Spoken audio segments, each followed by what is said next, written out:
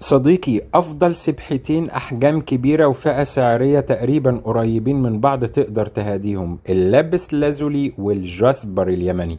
هو في جاسبر يمني يا بوبوش؟ أيوة يا صديقي، اشمعنى؟ في عقيق يمني، والاتنين تحفة، والاتنين فضة عيار 925، مقاسات كبيرة، الحبات 14 ملي. وعلشان الوزن تقيل يا صديقي فإحنا بندعم السلسلة الفضة بخيط كمان جنب السلسلة. الأوزان 173 و145، ودي أوزان تقيلة على سبح. وراعوا كمان حجم المقاس تقريبا نص دراعي علشان الناس اللي بتحب السبح طويلة. لو الشخص اللي هتهديله السبحة مش بيحب الأوزان التقيلة فدول مش مناسبين، لأن بعض الأشخاص ما بحبوش وزن السبحة التقيل.